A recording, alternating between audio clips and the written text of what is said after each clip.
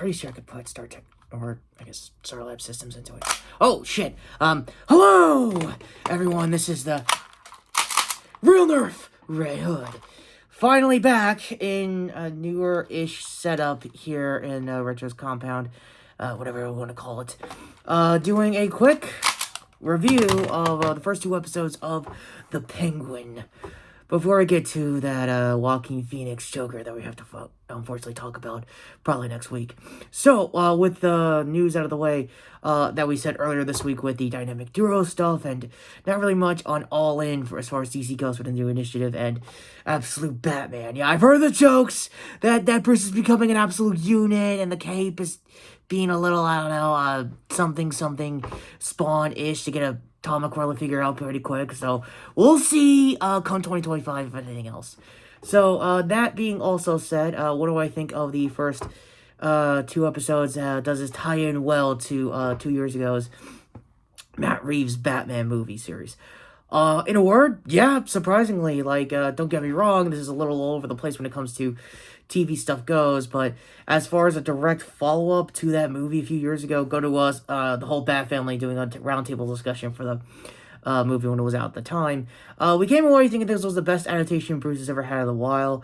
Also, as far as no kill rule goes, boo, I know, but as far as the real North equivalent goes, it's basically on the money as far as canonicity goes. We're still giving him a little bit of shit having to use Venom to salvage his third act, but given to someone who used to be on the shit, I could kind of see the addiction of it. So we're taking steps inside the real Nerf house. Another thing, in channel content before we get to the full review, did Retro promise you guys a double review of that juice guy we're not supposed to talk about? A little bit of hidden lore here for new subscribers. Yes, Michael Keaton used to do Beetlejuice before Batman, and in kayfabe, or whatever the hell counts as, I guess the game or code in Bruce speak, we don't really talk too much about early Keaton stuff, because, yeah, he never really got over Mr. Mom. Long story short there. Hi, Tallis and Jeffy, by the way, just in case. So, with that out of the way and the critters out of the room, what do I think about these first 2 episodes of Colin Farrell's miniseries of Ozcob Penguin? Not bad. It's a good start for the Sopranos guys in the room who has got a lot of resurgence for those TikToks, and that one guy that does really good impressions for those dudes. You get a little bit of that. You get a little of what, I guess, Gotham would look like if it was South Jersey by any means, or Union Turnpike style kind of stuff. It's a whole thing, from what I'm told from Retro. So, local hood aside, there is some decent character actors along with them. The one I want to talk about is Theo Rossi in episode... Oh, wow, he's going to be the remaining of the season. So, long story short, on his end, he's supposed to be a therapist for Christina Monali's... Sorry if I got her name wrong. Sofia Falcone. So, long story short, if you remember the original Matt Reeves movie, they kind of did an okay adaptation for Long Halloween.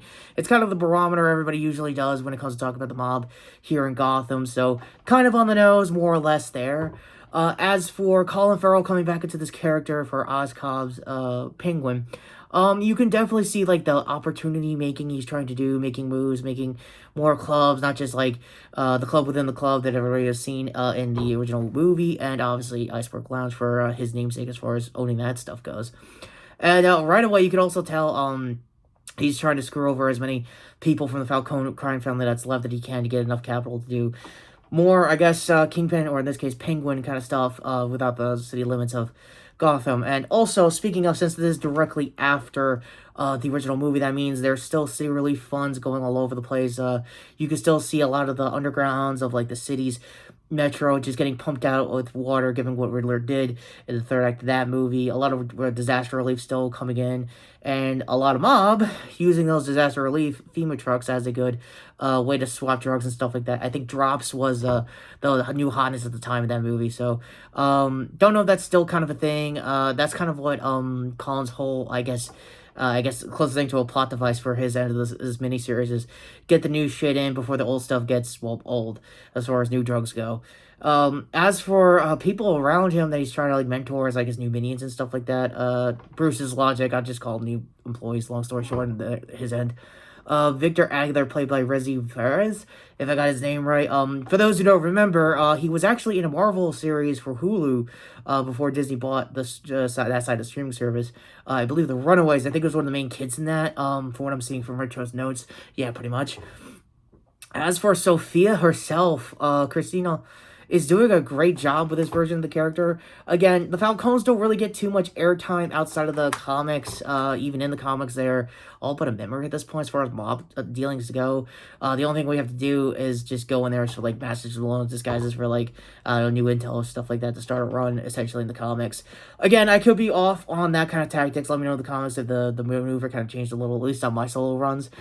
Oh, speaking of, am I going to get a comic after The Hill? Who knows? So, yeah, so as far as the premiere episode goes and the introduction to Sophia going into episode 2, really not bad start. Also, Colin's version of Oscob wasn't bullshitting that he knows some decent Spanish, because I think he had to get a suitor to help his mom with her dementia, which is probably going to be the backbone of his, like, internal drama at home going into his usual crime stuff.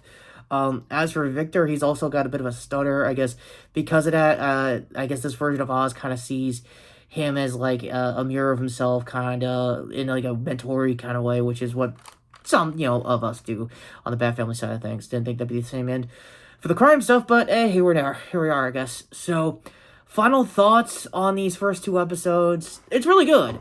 There's character actors I have clearly missed. One in particular for Salvador Moroni's case being played by freaking Clancy Brown! Yeah, the man can't escape streaming, so I don't know why after Dexter do, like, go to Retro's review for that show. So, Dex pops aside, my overall thoughts, for the majority of, the family, as far as Johnny Vito, the rest of, like, I think the guy from that Amazon series Retro's mom likes, go to the trailer for that. I think Basil's ex-husband. Yeah, that character actor got to be the first opening kill for the season. The mini-series. Yeah, a lot of who's of nowadays and current past, like, legacy character actors. Speaking of the Falcone that got tagged that was played by John Turturro in the original movie is gonna probably have a flashback episode in the next couple of weeks, from what I've heard, and it's gonna be Mark Strong. So I don't know why they couldn't get John Turturro back, but honestly, it's the Falcones. Just get the shades and a mustache, and the recasting is just fine. Also, this will be a bit of a homecoming for Strong's case, because last time he was in a DC property, a certain Green Lantern, nearly wrecked his career. Hi, Ryan, by the way. Hope you love your Deadpool Wolverine. Now it's time for us real Nerf guys to do your job. So with that, never getting streaming aside, that probably Retro's going to have to talk about deleted scenes or whatever gets viral, probably on TikTok later in the next couple months. What did you think of Penguin? So, scores before we start the end cards. Strong 5 out of 5 vibes. You can definitely tell the showrunner for this has definitely got a good eye for what's going on. I'm pretty sure it's Lauren Falchi. I really botched the last name wise. So again, cast and crew's names in the IMDb down below as always. That all being said, I do want to talk about all the BS of again, Zaslav being Zaslav, getting rid of stuff from the platform. But here's the weird thing, guys. For some reason, Under the Red is not on Max. What the hell is up with that? So until I get my own hate mail train started for that guy's side, going to the shots over here. God, it's been a while since I've had to do this. For the end cards, which was Retro doing his, I guess, critical shorts, or I guess trailer shorts, if that's always still a thing. Whichever is which there. And ambidextrous, or in this case, dual wield. Over there to my previous video with Dick and everybody else, with the Dynamic Duo news and Damien's mini review of Isekai. Yeah, no, it wasn't, dude. You skimmed through everybody else in the family. No, I totally watched it. Yeah, sure you did. Sure he did. So, until he eventually gets a cosplay aside, you are getting one, right? Rachel says I can't help at the age and stuff. That's so weird, right? No, that's actually, that's not. That aside, sure here, obviously, to sub to the channel, hit the notification bell down below, and sorry to keep this quick and dirty, because again, a lot of stuff scheduling going on wise, and not kidding, off character wise, work just had to be work on this one, so sorry to break kayfabe here for a sec. So, back in character, and until next time, this is the real Nerf Red Hood saying, I really don't want to watch that new Joker movie. Really, Retro? Come on, really? Really?